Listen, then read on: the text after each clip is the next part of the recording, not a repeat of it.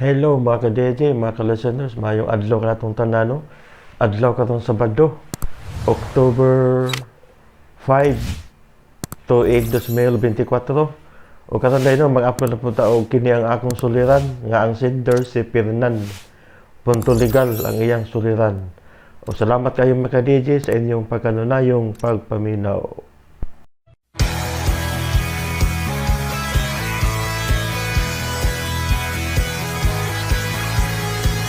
RMN Drama presents Kini ang akong suliran. Sa bugtong tuyo nga kami makaalagad kaninyo. Among gituyo pagmugna kining maong tulumanon nga pagatambagan nila ni Dr. ni Elaine Bathan nga mutabang sa pag-iway sa mga gumunhap ug kalibo nga inyong gihambin ilabi na sa punto legal. Kinisab si Dr. Rene Obra ang kaabag sa inyong suliran. Ang akong suliran. Kini ang akong suliran.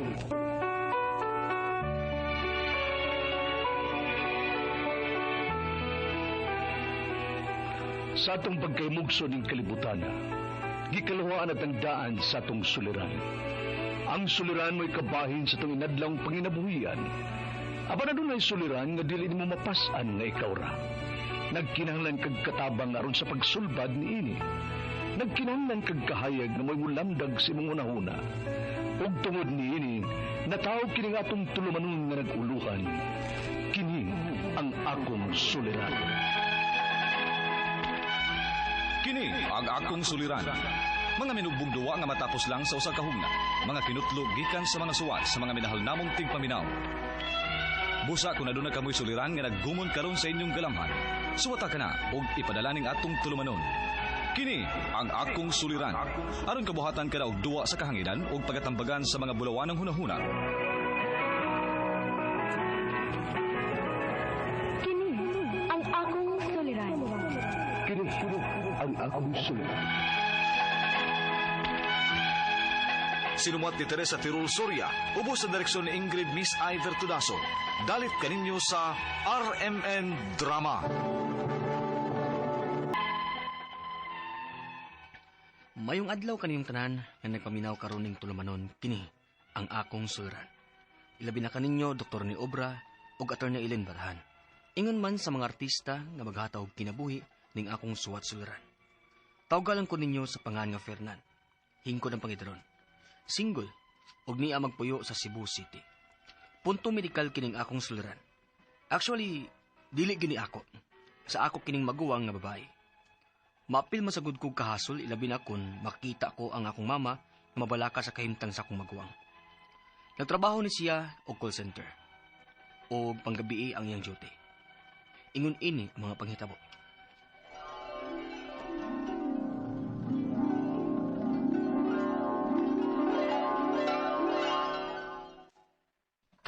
Good morning, ma! Uy! Murag lami ng giluto ni mo sumahaw da. Kaya humot man kayo. Lingkod na lang diha kay luto naman ni. Kaon na kay maliit kaon niya sa imong trabaho. Si Ate Lizel di, ma. Dirito ganina, nagtimpla ra og gatas aron kuno siya makatog. Kay dili man kuno siya makatog. Ha? Kaya di ba, tingkatog niya ron kay duty siya tibok gabi eh. Mao lagi. Pero dili lagi kuno siya makatuog. Sakit na kuno yang Ay, di sa kaha na tungod sa sige niyag inom, ma. Ha? Grabe sa mo inom ng ati, oy. Tikila na ba'y trip nilang anang yung mga barkada? O kanuner ba sa siyang naibino din sa bahay? Ay, ambot lang gyud anang imong maguwang. Sukad lang nakaton sa pag-inom. Mura na og naadik sa ilimnong makahubog. Bad influence niya ng iyang mga barkada, oy. Maong pasalamat ko nimo. Kay bisan og ikaw ni nga lalaki ka. Apan wa kagyud patintal anang imong mga barkada. Anang inom-inom og panigarilyo kana mga bisyo. Naibaw ko ma kung unsay namat niya ni Papa. Tungod sa bisyo. Yang anong sudlam na nako. Sakto kay ka. Pero kining maguwang nimong babay manunta na siya. Mao na hinuoy niliwat sa inyong amahan. Di po't kaha nga nadaot na yun ang cycle ni ate sa katugma. Kay dugay na ba kayo na siyang nagtrabaho og panggabi eh? Usasad na. Kailangan ramang gud ng pahuway sa gabi eh. Pero sa klase manggod siya ang trabaho, bali man. Sa gabi siya magtrabaho, unya adlawan matuog. Unya unsaon man na anak ron nga dili naman na siya makatuog. Mo duty na pud na karong gabi nga way katuog. Pandangon sa ka nato si ate ma, siyang trabaho. Ha? Ato lang ko siya mapahuwayon ko. Total, na naman ko'y trabaho. Na, kamo lang niya pagsulti ni Ana.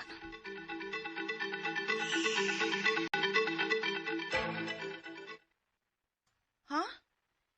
Muundang ko sa trabaho? Bisan pila ka buwan lang gud ti. Aro lang kapahuway ng imong lawas. Pero, Ako lang unay bahala nato ni mama ti. Kaya kinadto sa baya sa nagswila pa ko. Ikaw ba iting hatag na kong allowance? Manang karon, panahon na sab, ya ikaw na sa imong pahuway. kabuutan sa akong manghod, uy. Okay, sige. So, ayan ako undang kadiyot sa trabaho.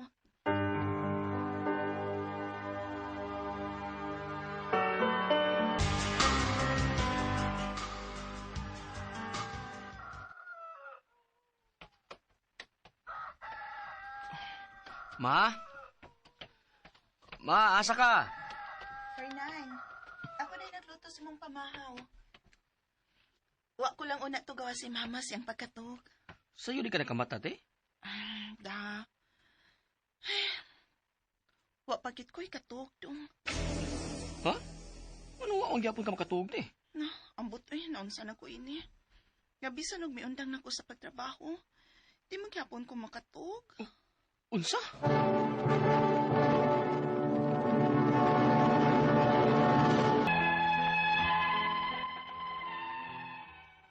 Bisan ko niundan na sa pagtrabaho ang akong maguwang, o niundan na sa pag-inom og bino, dili magyapon siya makatug.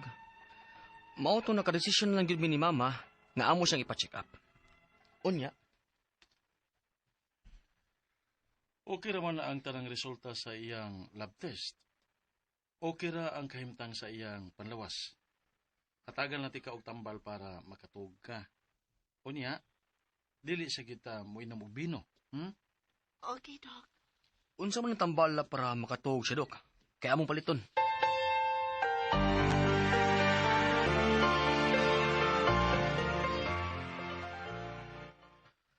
Unya, te. Kumusta man nimong ipamati nga may gitumara kang tambal para pakatug? Nakatug na ka? Wa man gihapon, Fernan, uy. Ha? Wa mo ipikto na ko tong tambal nga greseta sa doktor nako nga pangpakatog. Wa gyud ipikto. Di gihapon ko makatog. Mo inom na lang ako balik, no? Ha? Mas makatog tingali ko kung mo inom ko pino. Kanang mahubugkit ko ba? Te.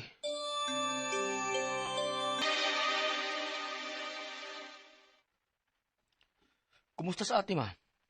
Tuay. Nakatog human makainog bino. Mga duha ka oras na itong nakatog. May pang bino. Kaya nakatog pa siya. Pero katong tambal nga giresita sa doktor nga pampakatog, na, wagid mo talab in taon. Wa na nang lawas sa imong magkuwang, oy. Murag magpangita na na sa bino. Na, ubalik na siyang inom ni ron. Ma! Nawag na eh. Nagmata lagi si ate, ma.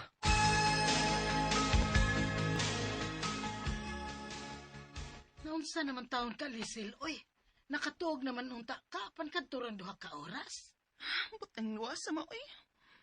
Maglisod magit ko katog. Sakit pagit kang akong o. Ay, panit ni mo, ay. Uga na kaayo. Bitaw, te. Dry na tanaw na yung panik. Mao ba? Mabalik lang siguro ko sa pagtrabaho, maoy. Dong Fernan, kay maora man gihapon. Bisag may undang na kong trabaho aron unta magkapaway. Di man gihapon ko makatog. Tilisil. Ako'y maluoy sa akong magawa. Nga usahay, magkilap na sa kasakit siyang o, tungod lagi kay dili siya makatugog taro. Mga 5 kabuwan na ang iyang gibati. Ang ako mga pangutana, mao kining mosunod. Unang pangutana. Halos mga 10 years na ning akong maguwang nga nagtrabaho nga panggabi ang duty.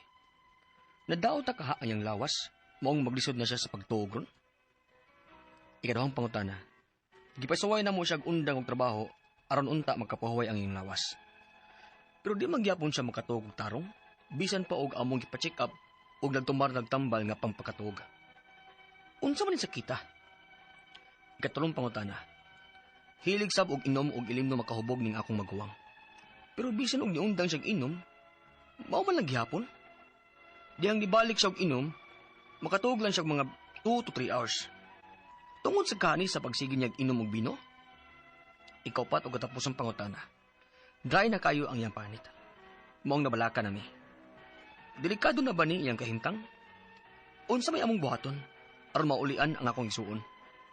Kay maluoy kong usahay magtan-aw niya kay magsige siyang hilak tungod sa kasakit siyang uo kay way tug. Palihog, tabanging tambagi ko, kini ang akong suliran, Fernan. Mayong adlaw mga suking tigpaminaw kini si Attorney Elaine Bathan. Kinisab si Dr. Rene Obra. Karong adlaw kami sa ko ang partner ang muhatag ninyo og tambag tubag solusyon kalinawan sa inyong mga pangutanag mga problemang may punto legal. Punto medical, psychological, emotional, behavioral ug mga problema sa mga ginadiling drugas. Og dili mi basta-basta ha nga muhatag ninyo og tambag kay ako lisensyado nga abogada og si Dr. Obra medical doctor gyud. Lisensyado nga medical doctor. Yes, practitioner. Exam sa pagka-doktor. Ako bar exam, no?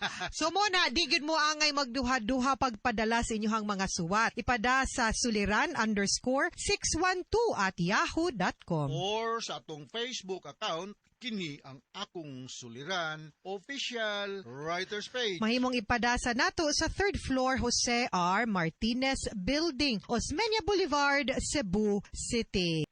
Letter sender karong adlaw. Atong letter sender si Fernan, 25 years old, From taga Cebu Cebu City. City, single. Yes. Pero ang problema to, may tungod ni sa iyang elder sister, no? Sumasa nabati nito sa drama, no? Yes, kay night shift man gud ni permi ang iyahang igsuon.